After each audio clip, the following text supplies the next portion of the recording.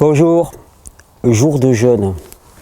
On t'avait peut-être dit que ça serait la fête du corps et puis peut-être que ça se passe bien, peut-être que c'est un peu plus difficile. On est en plein premier jour de jeûne.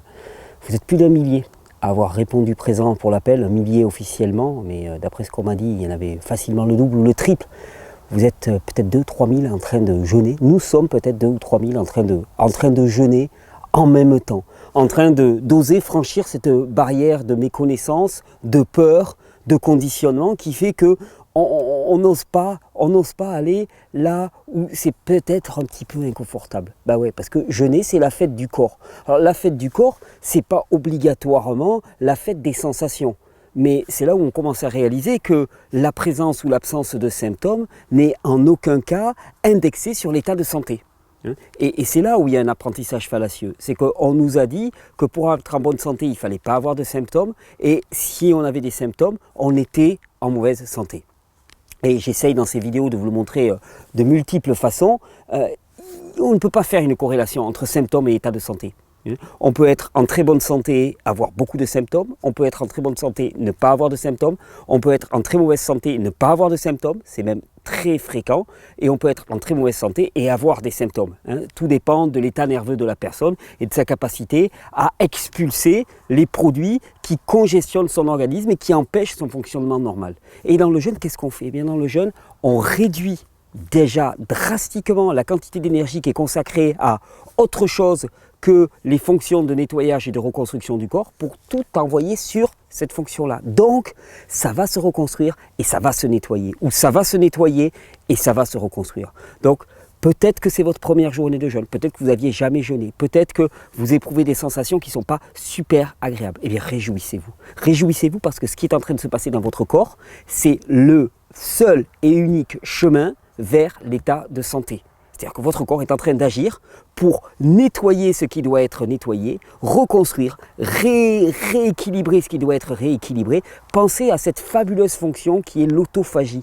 L'autophagie, c'est la capacité du corps à se nourrir de lui-même, mais non pas de manière totalement aberrante et aléatoire, mais à se nourrir de lui-même d'une manière ciblée et dirigée, en allant consommer préférentiellement et en priorité ce qui n'est pas fonctionnel chez lui pour venir nourrir ce qui est fonctionnel chez lui. Ça, c'est la démarche vers la pleine santé. Et ça, personne ne pourra te l'assurer. Parce que déjà, pour arriver à faire ça, il faudra avoir une connaissance pleine et entière de la physiologie humaine et arriver à déterminer de manière non idéologisée quelles sont les parties de chacun de nos corps qui est dysfonctionnel et quelles sont les parties qui sont fonctionnelles. Et ça, personne ne peut le faire. Le jeûne le peut, parce que le jeûne va droit au but. Et quand je dis que rien ne résiste au jeûne, je le dis avec beaucoup d'assurance. Oui, rien ne résiste au jeûne. Si on ne sait pas où aller, si en termes de santé on est complètement perdu, rien ne résiste au jeûne. La plus formidable des décisions à prendre, c'est décider de commencer à jeûner. Décider de commencer à jeûner parce que automatiquement, on va aller droit au but vers ce qui est le plus dysfonctionnel dans le corps. Alors comme je vous l'ai dit, dans le jeûne, eh bien, il y a cette fonction de nettoyage qui se fait. Et si on a beaucoup à nettoyer, eh bien, il va y avoir beaucoup de mouvements. Donc, si en ce moment c'est votre première journée de jeûne et que ce n'est pas si facile que ça, asseyez-vous un instant et dites-vous, à l'intérieur de mon corps, c'est en train de travailler à toute vitesse. Tout ce qui n'avait jamais été fait, tout ce pourquoi je n'avais pas dégagé ni du temps ni de l'énergie est en train de se faire. C'est vraiment un jour de fête. C'est peut-être un premier jour. Ou si vous l'avez déjà pratiqué, chaque jour de jeûne est un nouveau jour de fête. Mais c'est peut-être un premier jour de fête et un premier jour d'une nouvelle direction dans la vie. Alors, vous allez jeûner quoi? 12 heures, 24 heures, 36 heures, 48 heures, peu importe, même si vous ne pouvez jeûner que 12 heures ou que 15 heures ou que 17 heures, peu importe. Vous avez vu que c'était possible. Et la prochaine fois, vous pourrez rajouter 1 heure de plus, puis 1 heure de plus. Et petit pas après petit pas après petit pas, vous allez gagner cette santé qui passe par une démarche consciente de refus. Parce que le jeûne, c'est ça. C'est ensemble, là on est plusieurs milliers, à refuser ensemble de s'alimenter. Refuser, ça paraît un peu gros, à décider volontairement de ne pas s'alimenter. Pourquoi? Parce que l'on a compris parfaitement que quand on ne s'alimente pas, le meilleur peut advenir. Alors il ne s'agit pas de dire il ne faut jamais manger, non absolument pas. L'humain est fait pour fonctionner en mangeant. Mais par contre, on constate que quand on diminue les apports extérieurs, eh bien, le meilleur se passe à l'intérieur. Et ça doit nous interpeller aussi au sens plus général et plus global du terme.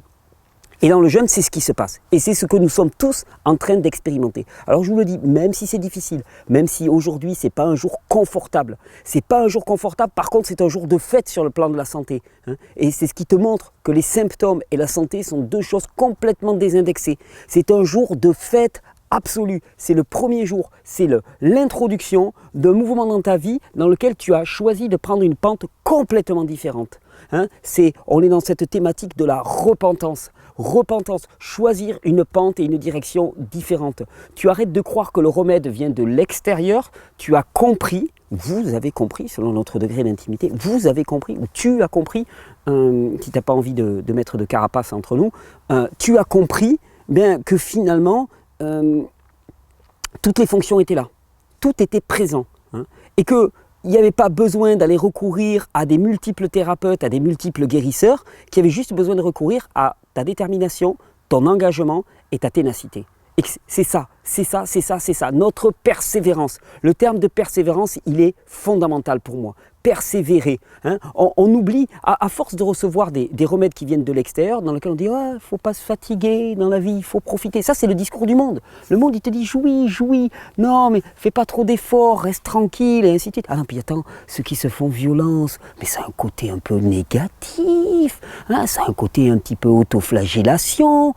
Et toi, mais tu crois que les choses se gagnent comme ça, sans persévérance, sans engagement, sans avoir des caractères qui sont vraiment forgés. On nous pousse à avoir des caractères qui sont mous, on nous pousse à avoir des personnalités qui sont molles, on nous pousse à avoir un manque d'engagement et une espèce de fatalisme. C'est comme ça doit arriver. Mais dans le jeûne, tu découvres totalement différemment. Tu retrouves un engagement absolu parce que tout le monde est en train de manger devant toi et toi tu dis non, j'ai décidé. Et puis ton ventre, il se rappelle à toi.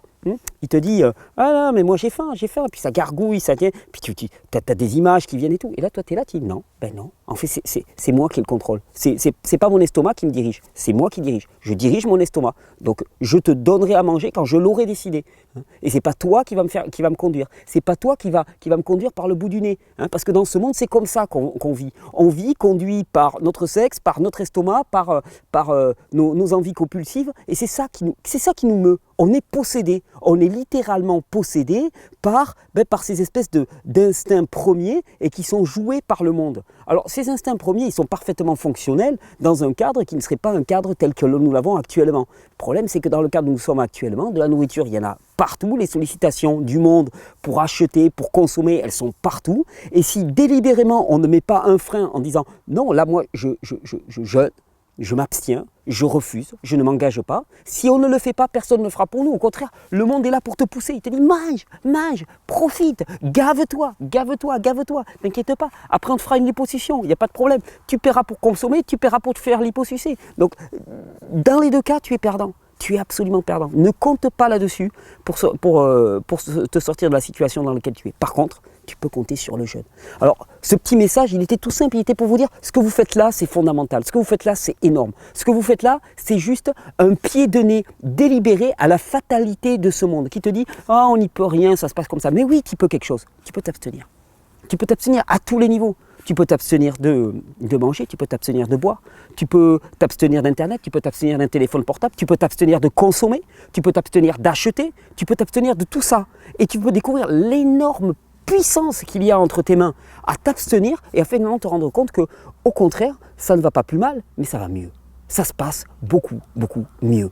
Alors, vous êtes dans un jour de fête, littéralement. Et pour ceux qui peuvent continuer, vous serez dans 2 jours de fête. Et vous verrez qu'à la fin de ces 2 jours, vous aurez gagné quelque chose d'incroyable. C'est-à-dire la sécurité et l'assurance qu'il y a tout ce qu'il faut à l'intérieur pour vous permettre de traverser 2 jours de jeûne sans difficulté. Et puis dans les jours qui vont suivre, vous allez observer comment vous fonctionnez. Vous allez observer comment vous vous sentiez pendant ces 2 jours de jeûne. Et vous allez voir que rapidement, vous allez devenir accro. Accro à cette discipline de vie que je trouve essentielle. Oh, ça, le terme discipline aussi, on ne l'aime pas. Ça fait rétrograde, ça fait vieux. Mais ouais, mais c'est pareil. Le monde te persuade. Le monde te dit, discipline, obéissance. Mais ça, c'est des mots vieux. C'est des mots tristes. Il y a eu les années 70 qui sont arrivées. Hein. Donc c'est la révolution, on a le droit de jouir de tous les côtés. Ben non, non, non, non, parce qu'il y a des lois qui sont des principes de vie. Et ces principes de vie, tu auras beau les nier, tu auras beau faire là, je ne les vois pas, ils se rappellent à toi. Hein. Tu finis gros, obèse et presque mort, hein. Gros malade et presque mort, comme disait Joe Cross dans son film. Hein. Tu finis gros, obèse et presque mort, et là quand même, tu te dis, waouh, ok, d'accord, peut-être un truc que j'ai raté. Ben ouais, tu as raté un truc.